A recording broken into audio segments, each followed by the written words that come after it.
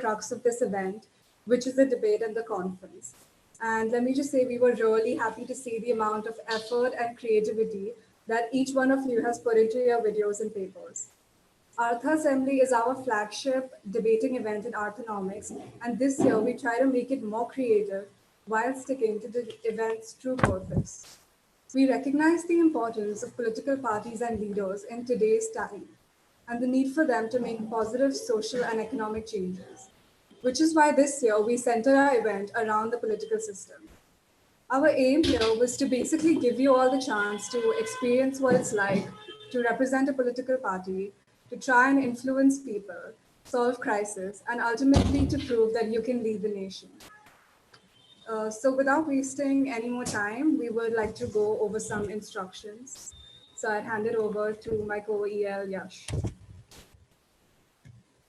Hi, everyone. It has been extremely nice to go through your papers, to go through your speeches and the videos.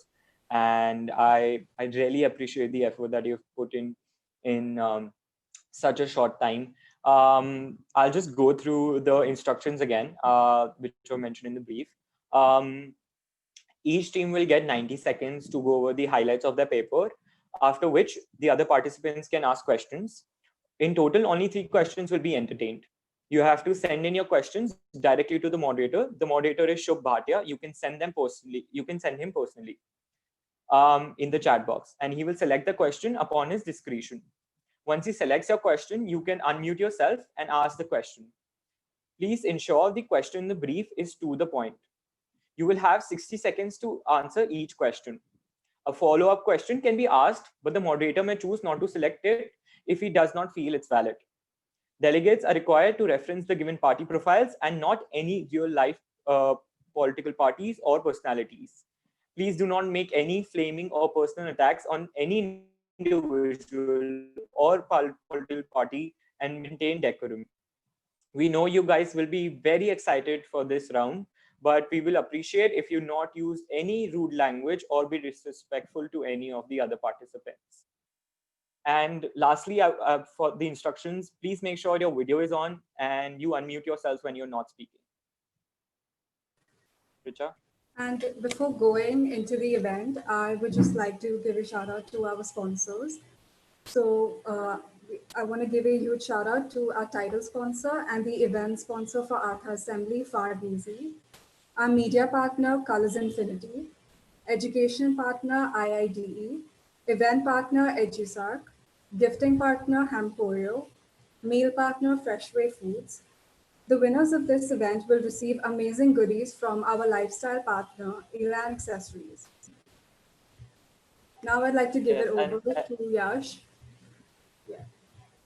Yes, and I really appreciate how these sponsors have come through and in such time where there's a financial crunch and everything, and they've stepped up for us so much. Lastly, to kick off the event, I'm going to introduce our judge for all 3 rounds. I'm sure you were eager to know who is this person who is so qualified to judge our papers, to judge our videos. So let me introduce you to him. Shubh is a second-year engineering student pursuing his studies in Canada. He has been a part of the Model United Nations circuit for the past 5 years and has judged many conferences nationally. He has a world record in swimming as he swam from Ireland to the mainland. Shubh is a motivational speaker and an international TEDx speaker also. And he gave his TEDx speech in Denmark. And he's currently a part of the debating society and the TEDx society of his university. And he looks forward to sharing his ideas and experiences through this conference. So I would like Shubh to say some words now. Thank you so much, Yash. Honestly, going through all your research papers and videos, you guys had put some really good effort. And now we've come to the third and the final round of this event. So I'm sure you all must be excited for this event. And as this is the live round, uh, uh, a major part of today would be questions. So I hope so. Since you guys received all the research papers yesterday, I'm sure you must have had plenty of time to formulate really good questions. because that is what this round is all about.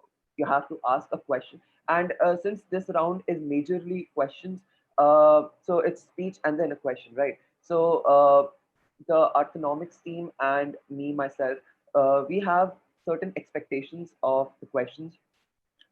So basically, hypothetically, suppose somebody talked about a lot of technological advancement.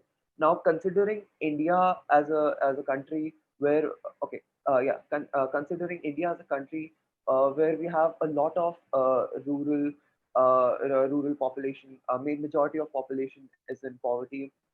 How we're going to make that idea into reality is what this whole round is about. So you have to question them based on the implementation of that idea. So you've gone through the research papers and you've gone through everything, and I want you to question the foundation, the implementation of that idea.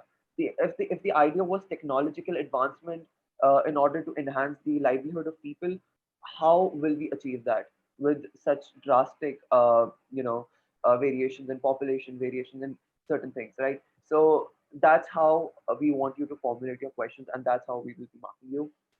uh, and that's majorly everything I wanted to add on. Uh, Yash, should I move on with the Yes, event? yes. Great. Good luck, participants. And now we will start. So you can announce the first party you want to address to. So we'll be moving forward in the list that I've made. The first one would be Lok Nyay Dal, followed by Janta Rakshak Party, followed by Maratha Vikas Dal, followed by Bharatiya Janata Dal. So, and after every speech, I will give you 10 to 15 seconds to formulate your question. If you want to edit, if you want to remodify a question, and then you can send it to me in my personal chat. I'll choose a question, and then you have the floor. So, Lok Nyay Dal, you have the floor. Yes, am I audible? All right. Yes, you are. Today, the state X, which is under the leadership of the Lok Nyay Dal, finds itself battling the ramifications of a super cyclone. The cyclone of this magnitude has never been heard of. But our government went ahead to successfully evacuate millions of people. We have set up relief centers and we have taken calculated measures to provide short-term exigencies and relief packages. In order to address the condition of our infrastructure, our government has decided to set up the State Infrastructure Development Program. Now, this program shall focus on giving livelihood to those and employment to those who have lost their livelihood due to the cyclone. Now, our government believes that out of this chaos, we must create a state which shall be able to develop resilience towards any future disaster. A major step would be reconstructing the modus operandi of the State Disaster Management Authority. And we shall incorporate the local disaster management force. Because we believe that locals have the most profound knowledge of the demography and the geography of a region. We shall also launch the Prahari project with a twin objective: prepare a management force at the local level and also to compensate the loss of livelihood. The fortitude of the Lok Nyay Dal to tackle the situation emanates from the people of the state X. We shall prevail, we shall thrive. Thank you very much. Thank you so much, sir. So the questions, please. You have 10, 15 seconds. You can send it.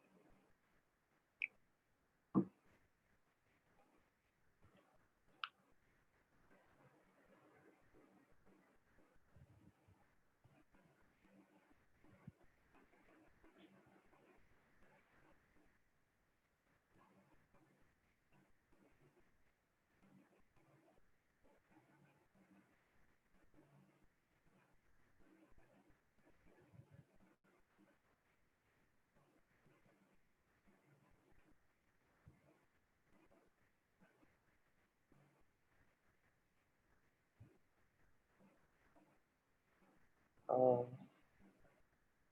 Amazon? That was Amazon, right? Intel, JR, you have the floor.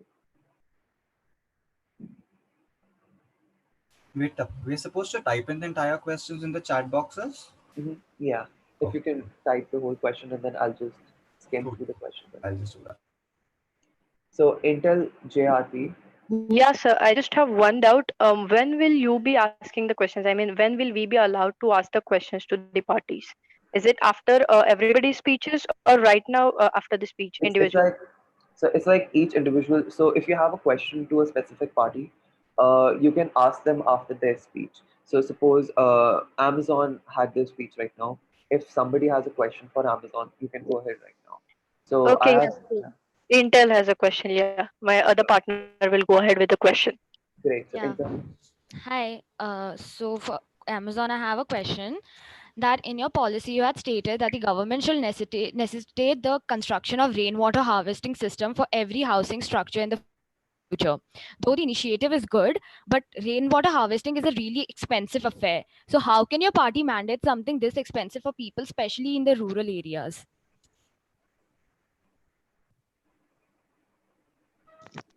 Thank you so much, ma'am, for your question. This further will help me to justify my proposition.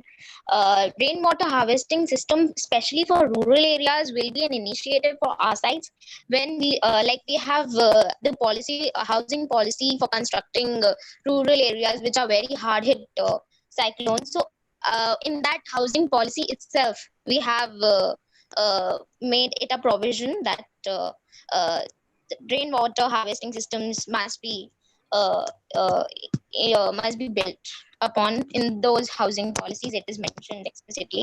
Also, when it comes that in the future we should necessitate it, we would first come up to help first come up to find such rainwater harvesting systems such as underground tanks and all, which are not that which are not really that expensive for the households to come up with. Can I ask a follow-up question or not? no, I'm Okay, really fine. sorry. Okay, thank you. We'll be Thank moving you. on. Thank you. We'll be moving on with the second question, since we have some time remaining. Tesla 006, you can ask. Thank you very much, sir. Uh, Sir, one second, sir. Google, you have some question. No, so can I please the question? You can. Have you sent it to me on the chat? One sec. No, I guess it's just it got sent to the private one. One sec. I'll just copy paste this. Yeah, you can just send me and I'll skim through. And if you have time, Okay. Tesla, you have the floor. alright, sir. So the Amazon, with regards to the CM Disaster Management Fund, it was exactly listed.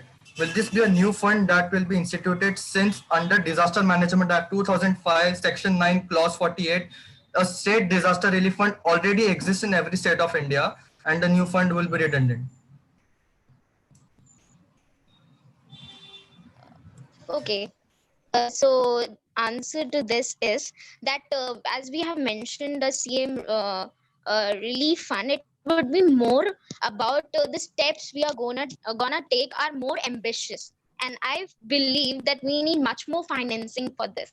And a state like ours, which is very vulnerable to cyclones at very near uh, near intervals or very small intervals, I guess a more financing is required, and thus the government takes a firm stand to finance these disaster management uh, works Right. through such funds. So moderator, of small follow-up question, if it allowed, sir. All right. Amazon team, how will the state government implement a new CM disaster fund when not a single state government in India has a provisions to set up another fund which is not listed in the Disaster Management Act 2005, violating the law?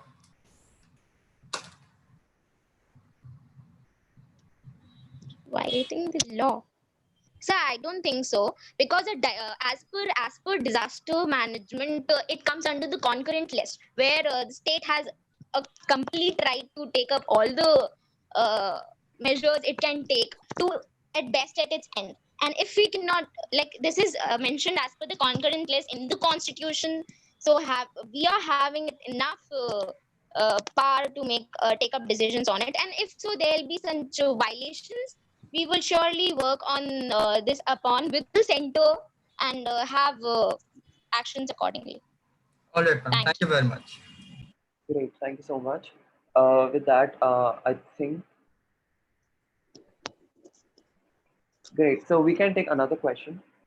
So Google, Yeah. you have the floor. The Lok Nyaya Dal has proposed for career enhancements and promotions, to quote them, to attract private hospital doctors. So how is the government supposed to regulate private hospital promotions and advancements? Sorry, sir. I guess there is some certain problems there. It is not for private hospital doctors we will help the career, but it is Clearly actually stated for this in the the third young paragraph. doctors which have Sir, please. private hospital doctors. Yes, to attract private hospital Sorry, doctors. no cross talks, please. No Okay, cross. okay. Like you've Okay, asked the sorry. question, let the Oh, yeah, okay. I'll go to follow. It is more like the young doctors are attracted to work in such most of the government policies usually influence the decision of doctors whether they want to work somewhere in the urban areas just for profit making, or they could even, if they find interest ki, even if they work in rural areas, they will have enough of profit making and certain career enhancement, then this would be attractive enough for them to work in rural areas and to further work for the development of the state. Is Can there we any? have a follow-up for this? You have a follow-up? Okay. Okay, so Amazon just mentioned that the young doctors would have more profit, like would make more profits from rural areas. But I just want to point out that all government hospitals have this policy where young doctors are required to go to rural areas and compulsorily work there for at least a year. So Exactly. what is the point? And they have a fixed stipend, which is by the government. So how can you say that you're going to have them like make more profits? It was with the reference to private hospital doctors. Government hospital doctors, we are sending them. The question raised by your team, your party was concerned with the private doctors, not the government doctors. So what my partner answered was in reference with the private hospital doctors, not those of the government. Government hospitals, obviously, we are going to send them. That is there. That is listed from the government itself. Any other follow-ups? Anybody else has? Sir, if Tesla contingent is the Tesla contingent allowed a follow-up on the question asked by Google? Sure. Yes, sir. Yes, so the Amazon contingent in 2014-15 IMC notification with regards to the health minister at that time listed out that all doctors who wish to pursue an MD, irrespective of private hospitals or government hospitals, are required for a 1-year rural posting compulsory with a fixed government stipend, okay, which is to be provided by the state governments. Under this act, there is, so with regards to what you have listed in the policy, they can't provide an additional stipend which would be violating of the central government stipend policy, and they can't be forced to work for more than a year. With regards to private hospitals also, it has been listed in the notification. This is okay. Ma'am, let me just finish the question, May I ma'am. answer to your question? Let me just finish. So on what grounds Okay. is the party promising to improve upon the commercial benefits? Thank you. Thank you so much for your question. Sir, I would want to tell you that this measure is actually the extension of the policies you've mentioned. And it would help that these policies get initiated and get work upon in our state on a greater and better way. We will make sure that these policies are in working. And that is what we meant by mentioning this in the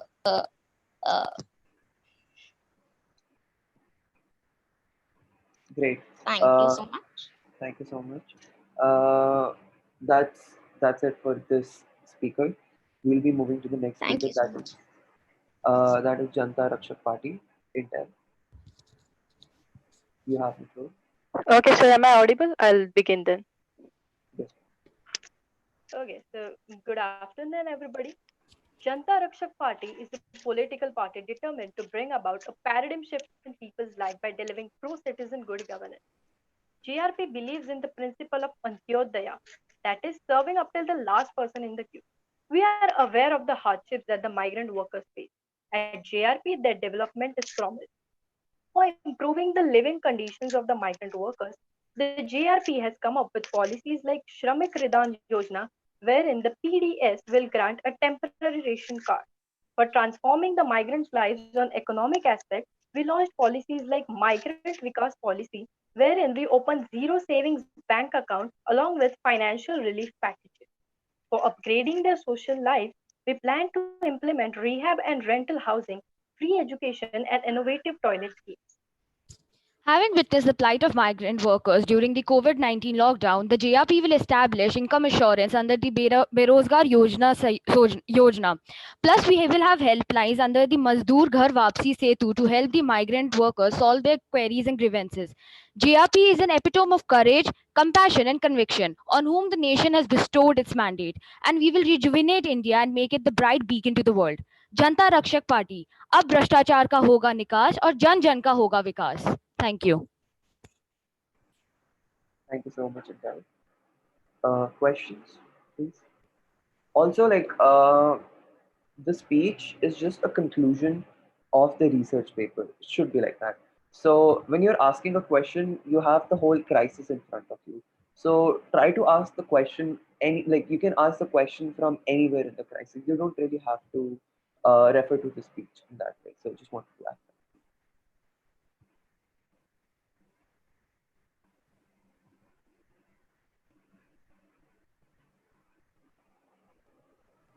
I just have one question. I'll be waiting for a few minutes.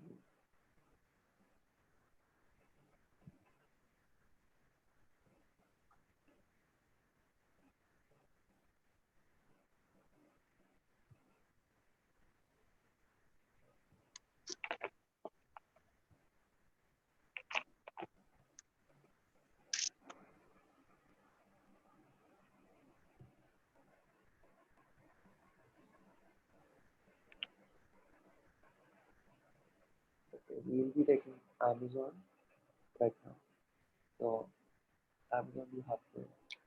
Thank you so for the recognition.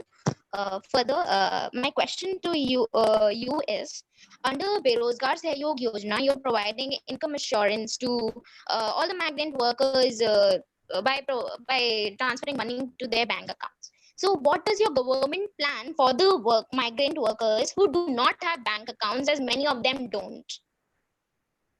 So that's exactly why I have mentioned it about that. Looking at the economical aspects, we will be opening zero savings bank account for at least one person in each family of the migrants. I think that answers your question. So firstly, we will be opening this zero savings bank account, and then we will imply this. So may I have a follow-up question? Yes.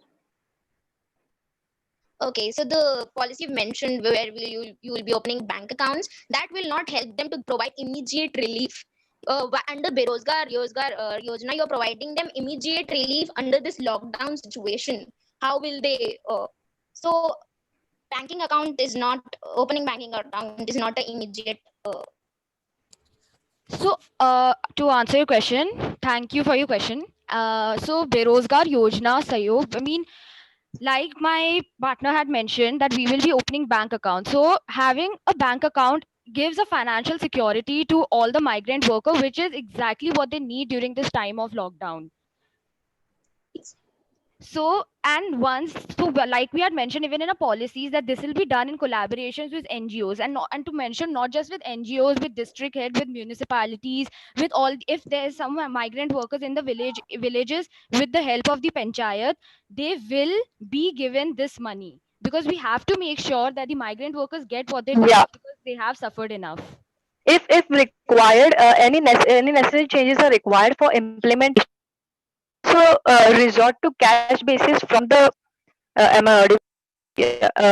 We may resort to cash basis system instead of credit basis system if needed for the implementation.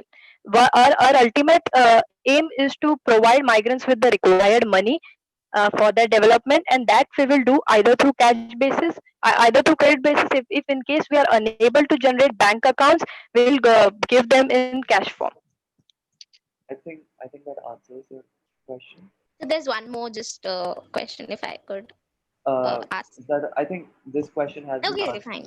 We'll be moving on to Fine. the next question. Fine, sir. Google, You have Yes. Okay. So under the food security policy, they have mentioned the scheme called as Ek Card Anek Sthan, which implies to that one ration card can be allowed in all the states. But at the same time, they are providing temporary ration cards to the migrants in different states.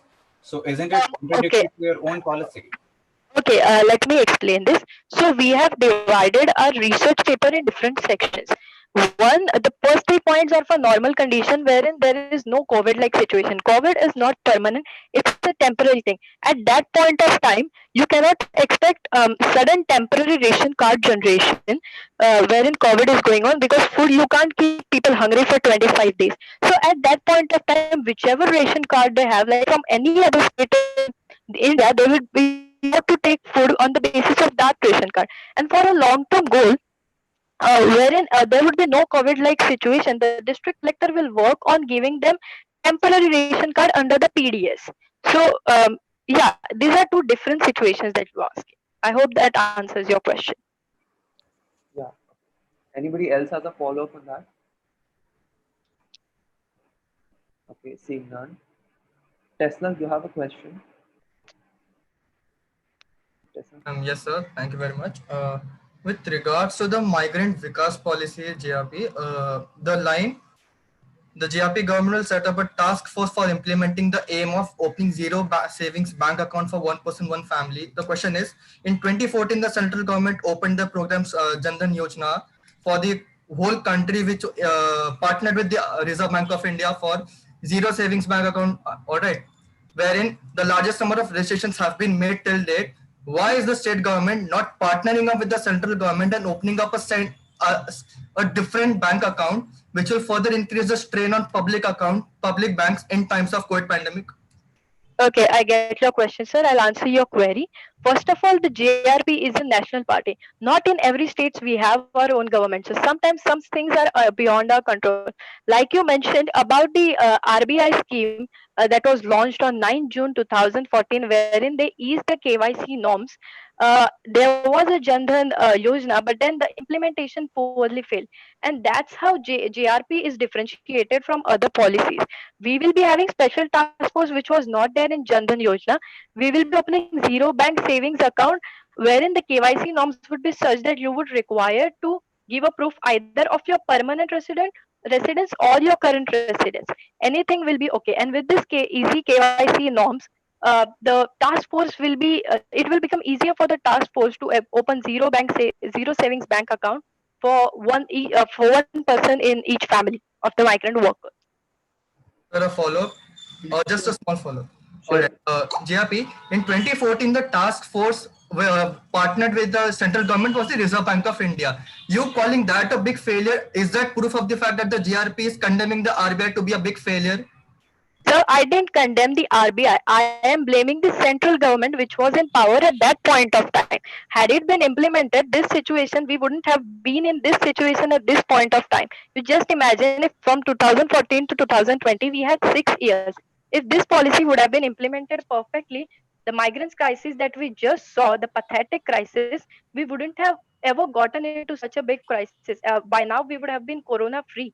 But this happened because the implementation failed, and that's where in 2020 the JRP comes to for the rescue of the people, wherein the we will follow the RBI norms and the task force will be under the central government leadership.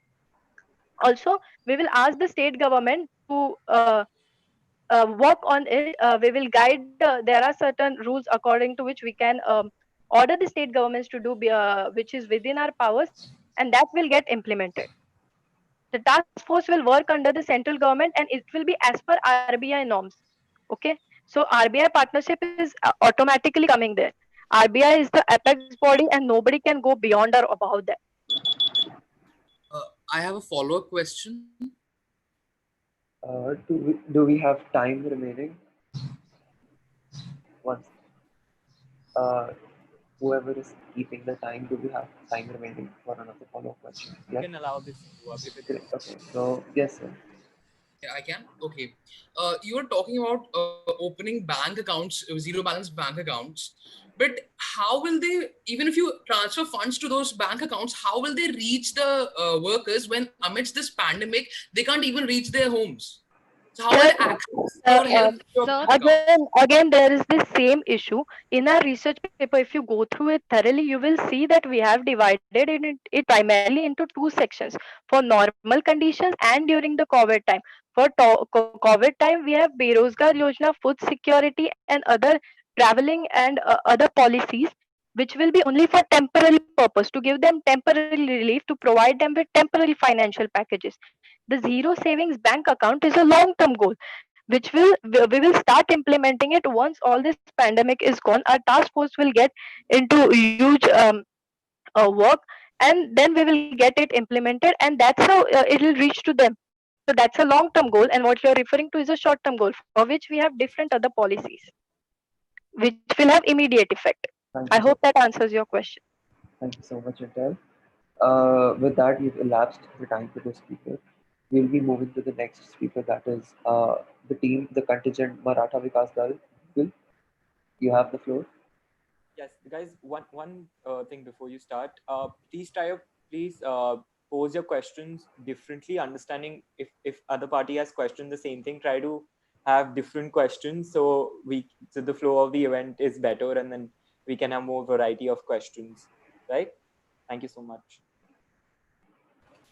So our state X has been troubled with water shortages for a long time now due to numerous natural and man-made reasons. The situation has been worsening with pollution of water bodies as the primary concern, for which our party, Maratha Vikas Dal, wants to re-implement the river regulation zones policy to regulate the activity zones with respect to the pollution crisis.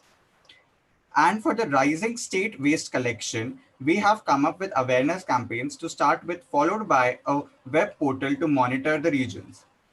To ensure the water stock supply and to tackle with the water wars with other states, we have come up with implementation of water grid projects and cloud seeding experiments. Lastly, for the everlasting social and health implications, we have introduced health campaigns to create awareness amongst peoples and to combat with the spread of waterborne diseases. And at the same time, we have conducted river clean drives and water restoration systems in all the vulnerable regions to make sure in a longer run, we can combat with the water crisis. Thank you. Thank you so much, sir. So, I'll start with the same questions.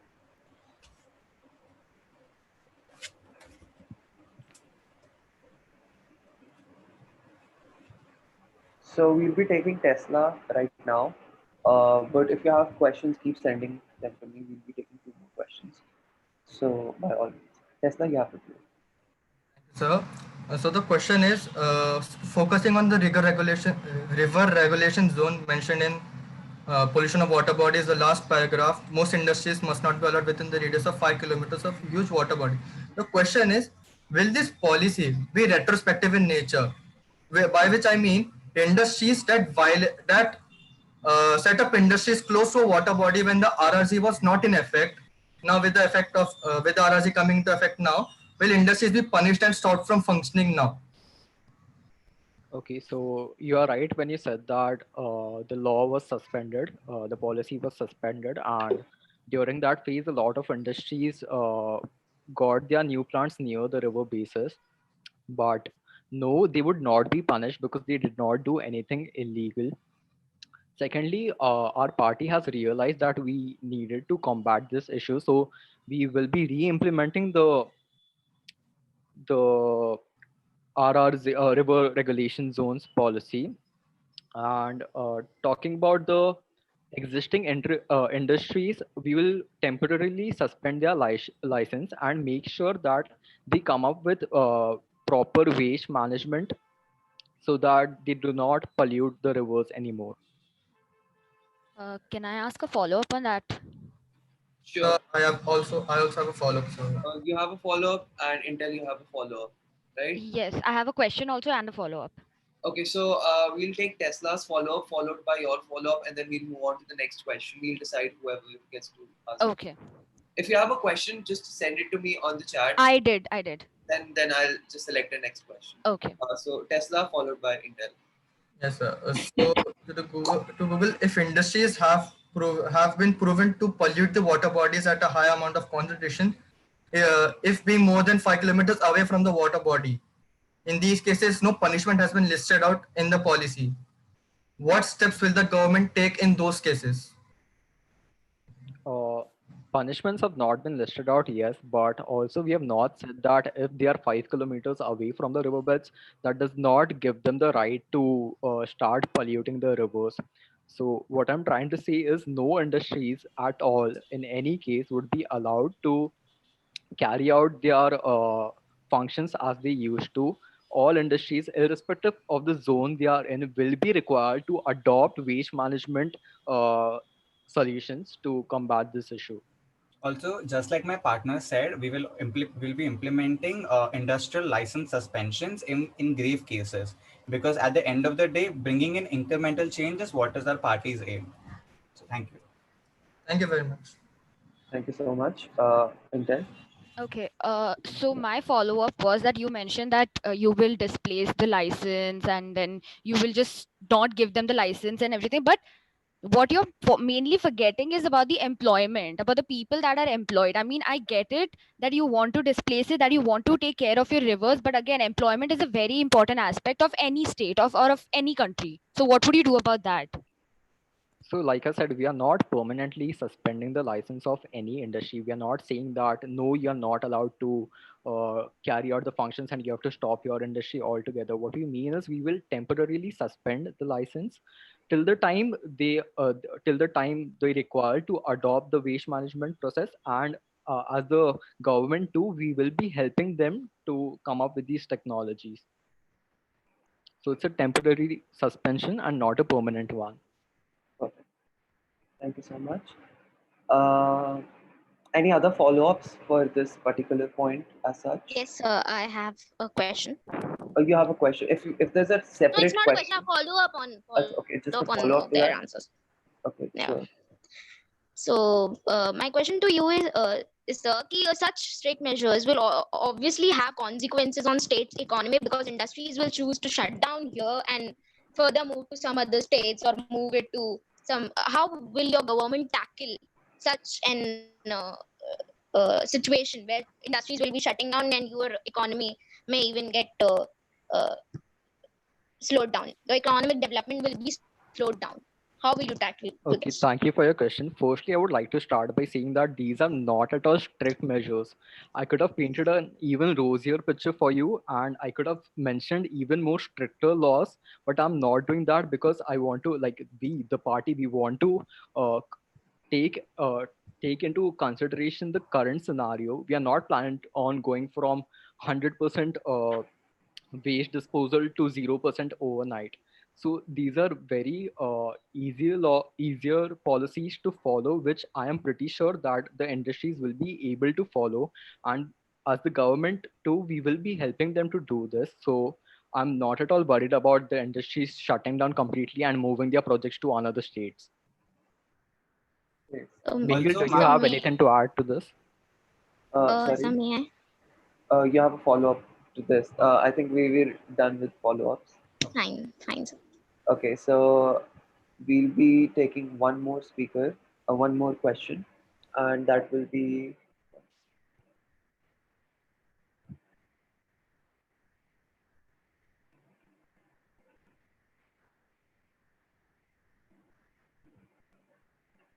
Intel. You can have your question.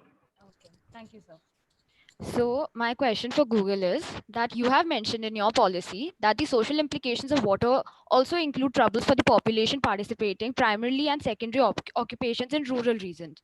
Agriculture and animal husbandry are always at the mercy of water supply to sustain their growth and profits. So to compact educational courses and water supply to farmers would be increased under the agricultural schemes. These training in a longer run will shift the paradigm of waste inducing rural occupations to better techniques and efficiency, reducing the rise of man-made waste. But according to your crisis, your cities are getting 400% more drinking water than village, although your city only make up for 45% of your state. So how do you plan on making sure that there is an equal or somewhat equal distribution between your village and cities? Meir, would you like to take this one up? Yeah.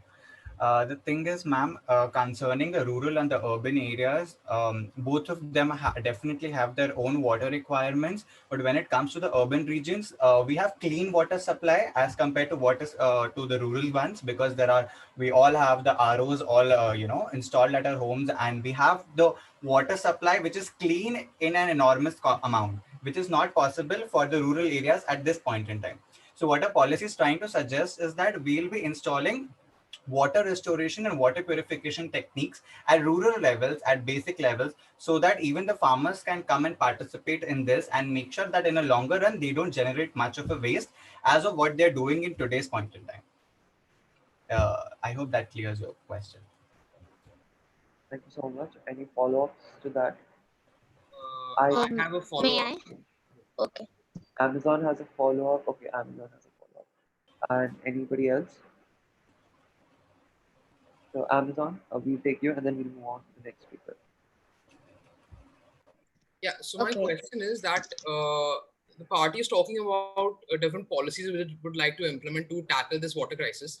Yet, there in the research paper, they have said that we will advise the families to recycle and decompose scrap. So, on one hand, you're taking policies, and on the other hand, you're taking advisory measures. But these advisory measures do not put a responsibility on you.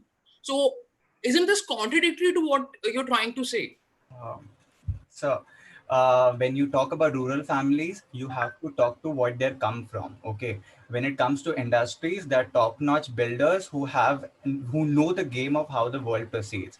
When you talk about the rural illiterate families, for them, their land is what matters the most to them. And when you want to bring a change in their social structure, you have to take measures so that they can compatibly come together with us, because if you impose on them, it will be a complete violation of their rights, because it is as of coming from a very foreign land for them. Okay, so when we say we will advise to them, we will be talking to them, we'll be going to their houses, we'll be looking over how they function in day-to-day basis, and then we will recommend by inviting them to the training courses so that they can provide a better incremental change in the longer run. I have a follow-up to this. Yeah. So just keep it concise. It's just that he said that they will go to their houses and check that the advice is being followed. How will you logistically handle this? So how do you take You're taking. I'll take this one. I'll take this one. So we're taking the words quite literally. What we meant is by going to their houses, we mean we will conduct awareness campaigns. We won't personally go to each and every villager's house and to check whether they are. Obviously, it's not logistically possible. I don't even think this should have been a question in the first place. But the basic point is we will conduct awareness programs and we will have a follow up on them to make sure that they are following the measures that we have suggested to them. Thank you so much, sir. So may I have a follow-up, please? Even I have a follow-up. I am really sorry, Intel, but we have to move to the next speaker and Okay, the last speaker. thank you. That would be Bharatiya Janata Dal, Tesla. Yeah, am I audible? Yes. Okay, so let me start. Let me start by saying that Bharatiya Janata Dal has also been facing a crisis in their state, which is, as we can say, a product of the modern economy. Something that has led to created economic inequality, which is, in my personal opinion, far more dangerous than one based on a race or religion, because economic inequality hampers the person's way of life much more deeply, and its effect as a whole is much more unpredictable and much more difficult to overcome. Hence, the focus of the government right now is to cure the state of chronic poverty and unemployment that plagues the state. For this, we have focused into industrialization like our predecessors, but this time we promise that the industrialization is going to be sustainable in nature as much as possible. When it comes to displacement of the affected families, the government is doing its utmost best to compensate them in a way that is feasible and that is possible in reality. There will be disagreements when there is a deal between two parties. However, I believe that the government will be well equipped to handle such disagreements and make sure that first and foremost, the party which is being affected leaves somewhat satisfied. So we believe that first and foremost, as a result of our predecessors or the previous parties in our state, which have neglected the sustainable development, BJD has to step in and take up this mantle and make sure that the state does not devolve into the one of poverty and hunger. Thank you. Thank you so much, sir. We'll be taking questions, and so I have questions. Uh,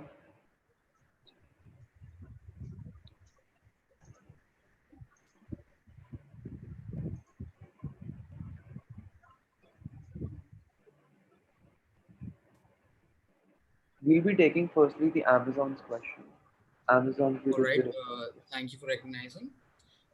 You mentioned in your research paper that you will be clearing forests and converting them for agricultural lands. But tell me this, tribals themselves are dependent so heavily on forests. Forests are their livelihood. So while doing this, will you not be compromising with their livelihood? Will you not leave them in even a worse off situation? A very good thought, sir, but one that I believe that you have misconstrued. Because when we talked about clearing forest, there comes a logical reasoning that we are not going to clear all the forests. As you can see, our state X is a heavily forested region as compared to our neighboring states, and we have especially mentioned that only the eastern boundaries of the forest will be cleared up to some extent. Because as you can see in our paper, the forests house a botanical garden as well as an environmental reserve, which we cannot and will not destroy. Thank you. Okay, thank you so much, sir. I believe that was like a well answered question. So but I'm not. I mean, are there any follow ups to that? Seeing none, we'll move on to the next question.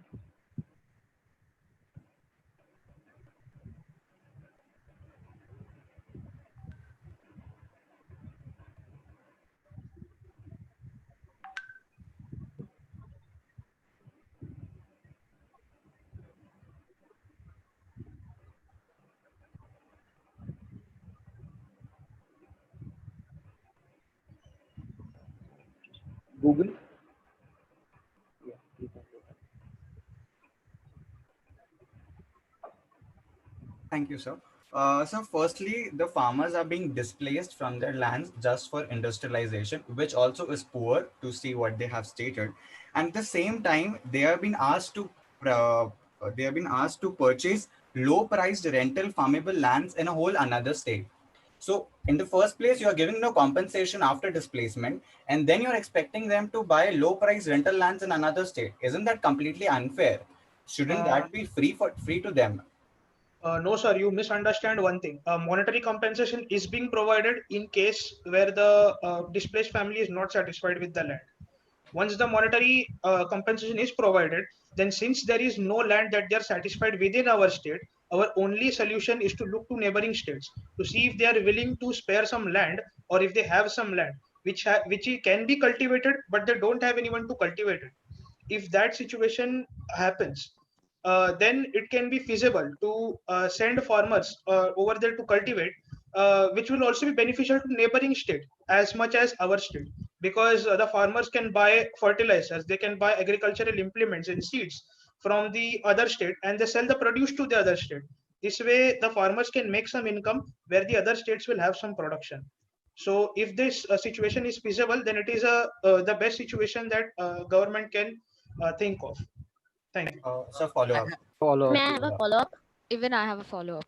All those having follow ups, please raise your hand in the participant section of the. Okay. Hold up.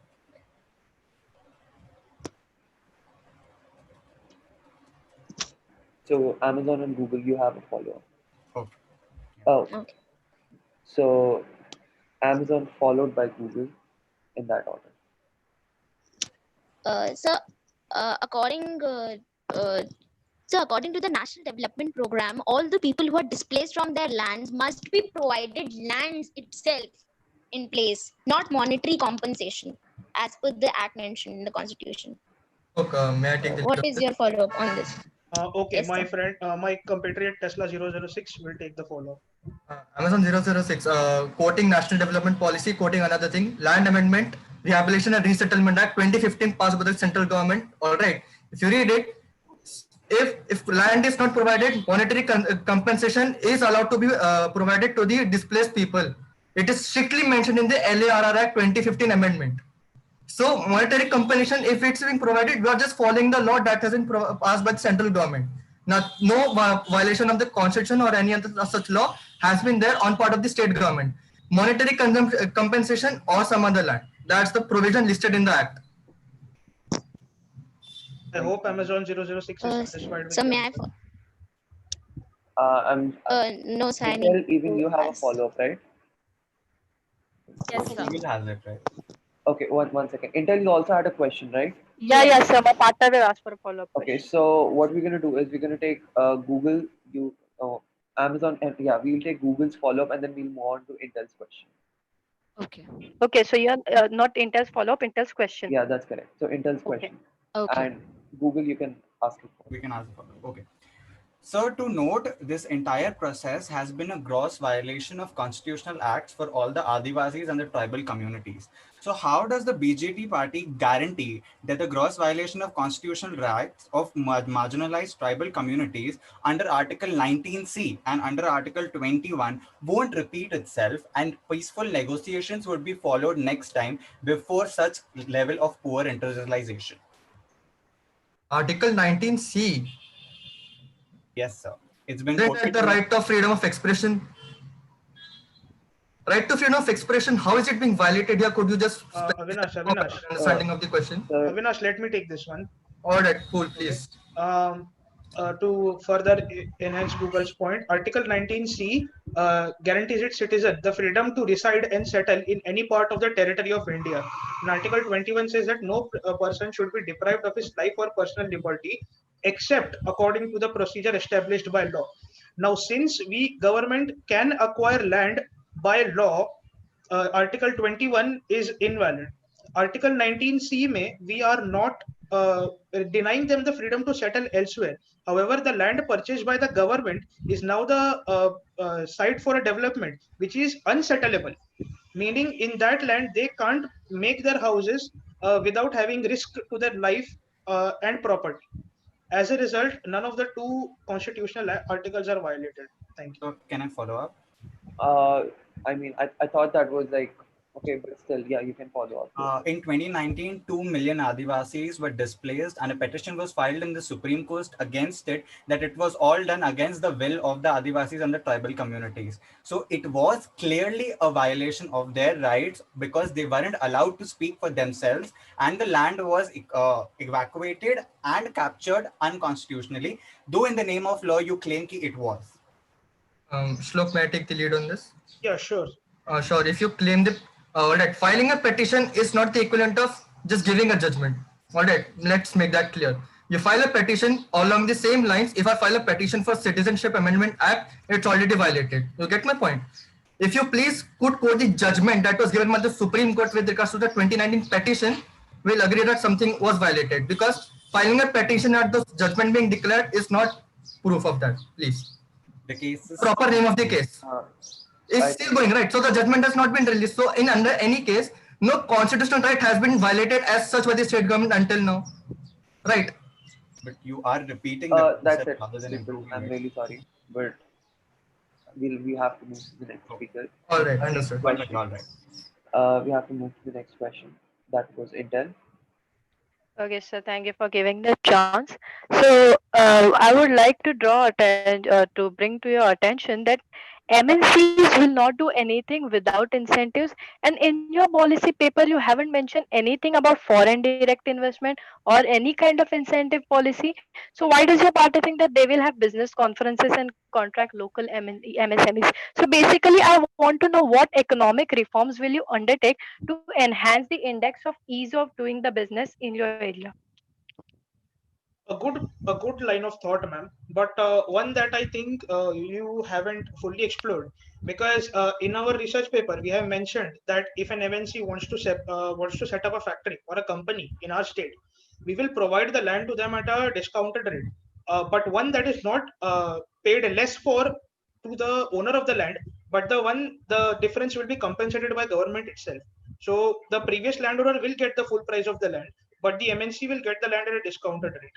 Once that is set up, that is an incentive which I think is very attractive to many companies, because even for a settlement of a company, 5% of the total cost of the operation, including the operation, is only the land cost. So saving on that is a huge benefit. One more thing, when you talk about the local MSMEs, the one thing they lack is not either some monetary gain. They lack connections. They lack the platform to socialize with big MNCs.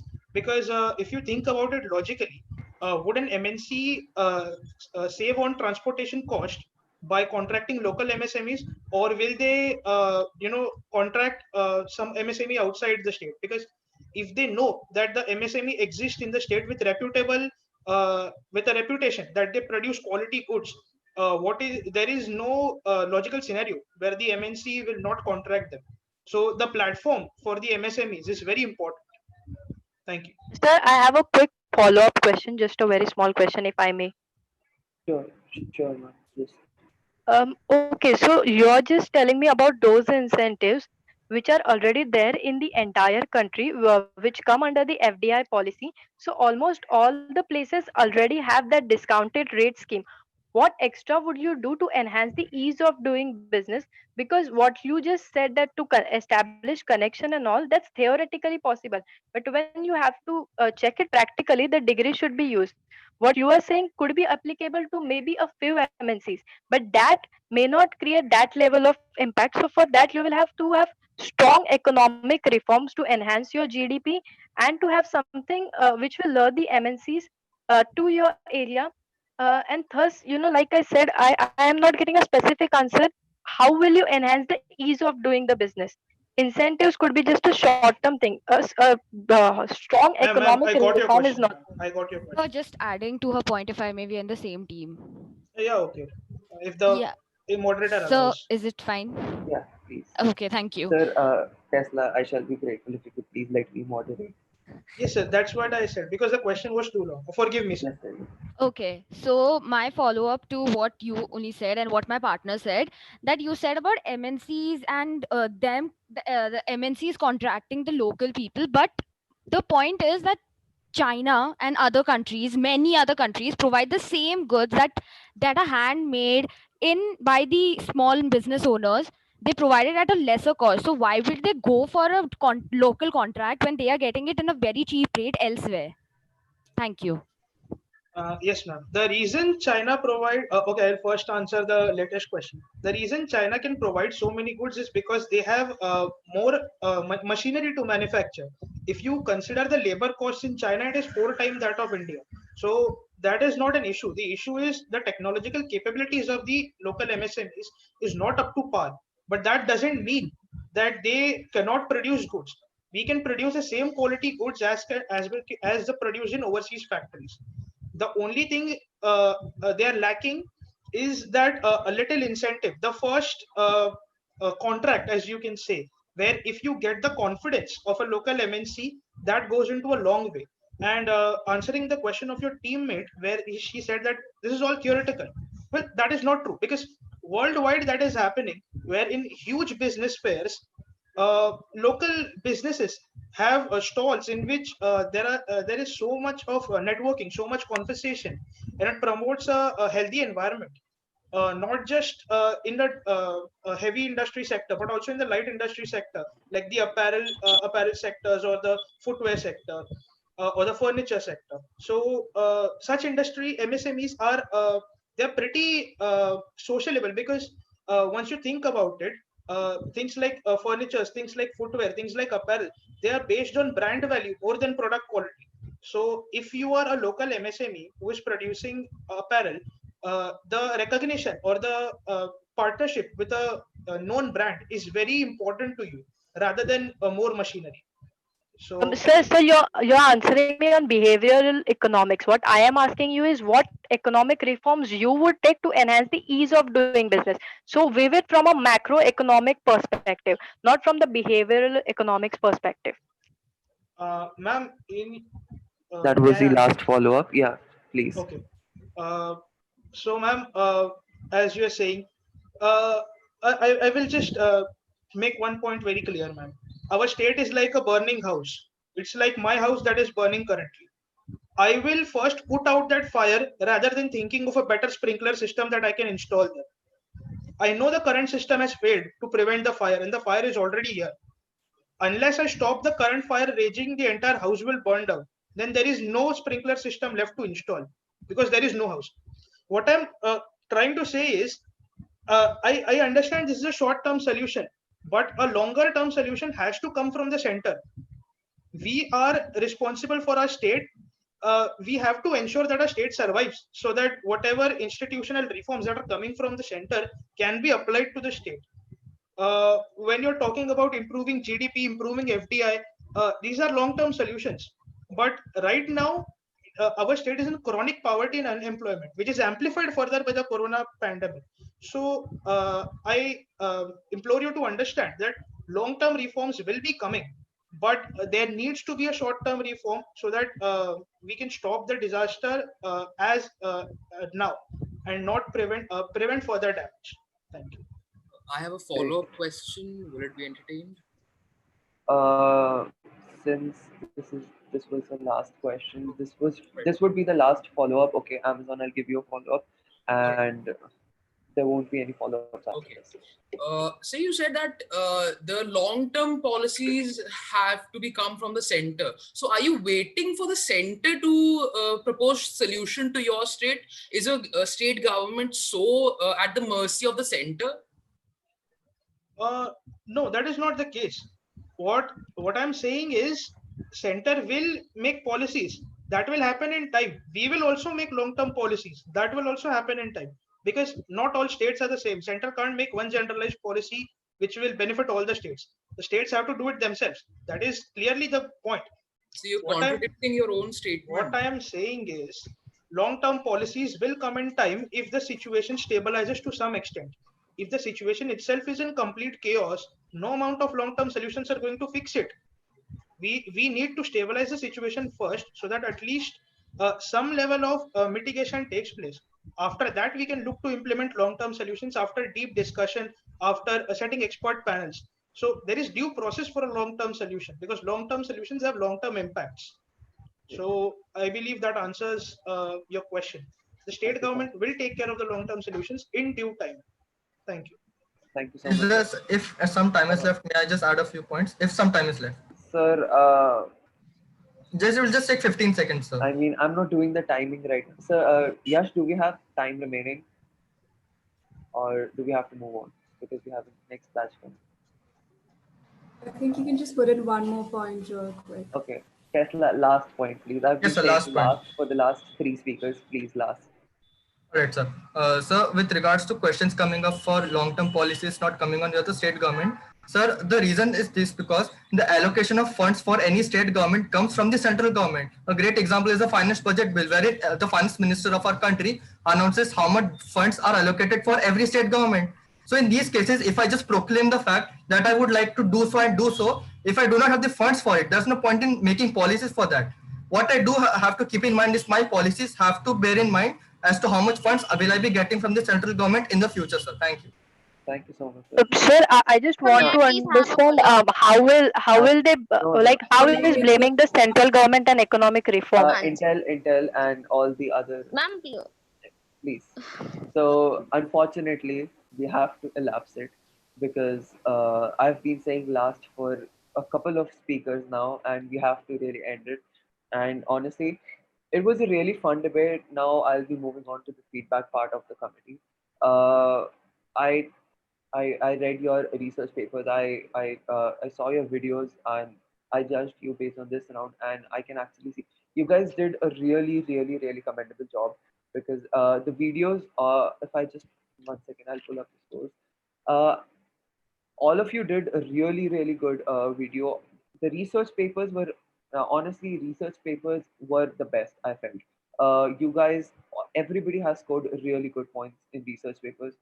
That was wonderful. Video, I faced that some people had excellent, like flawless video, but they lacked argumentativeness and a good quality research. Whereas some people did not have a very, very like a very good, very appealing video, but their content and their research, that was amazing. So there was this kind of, it was, some people were balanced, that their video was uh, uh, not very, very appealing, but their content took care of that. So it was overall, you guys did good in video, but like research papers, everybody was flawless. Like everybody did commendable, and considering that you had like barely any time, uh, uh, you had time restrictions, and then you were given the topic, and then next day you were supposed to submit your research papers, 1200 word research paper. It was amazing, and plus this round there were certain questions that were overlapping. Some people asked a question, and other speakers asked a question that was based on those questions. It's very similar to that. So we don't really much appreciate that, but then that's okay. Uh, Something for the future. Try to have a vast variety of questions, because if I am sitting here and I'm listening to your question, if I get the same question, same question, same question, it becomes kind of monotonous. But whereas if you have like different, if a variety of questions, that becomes really interesting, and it keeps the debate like open. So that's the feedback that I would like to give.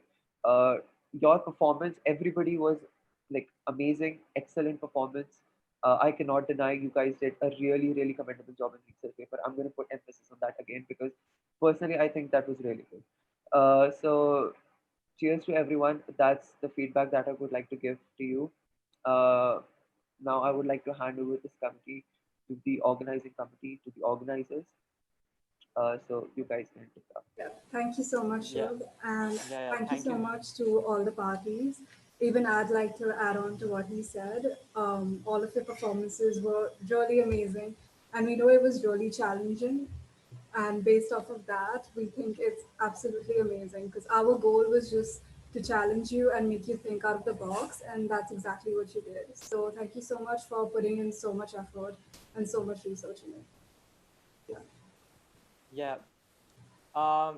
As just adding on to what they said, while we were making the art assembly briefs and the whole content, um, we thought what will provoke your thought, what will make you step out of your comfort zone of debating, how will we make this very different from any other debating events that you have attended so far. How can this personally be more challenging to you? Because understanding, if it's like any other debating event, then I don't think as a team we're uh, fulfilling the whole capacity of really organizing it. So I understand, yes, it was challenging and there was paucity of time also for the research paper, but the questions that you have come up with, the research paper that you have come up with, the research and the validity of argument that you've put in is absolutely amazing, and I really appreciate, and just pat yourselves because you've done a very amazing jobs. So great going. I wish you good luck. And maybe lastly, if anyone has any feedback they want to say about their overall experience of Art Assembly, please do so, and I'll be really happy to take some feedback. I just have a question, like a doubt. The event, the Arthanomics Assembly, it was based on a fictional thing, right? So we could not draw Yeah. parallels from the existing laws of our country or something like that, right? Am I correct in my inference? We could draw.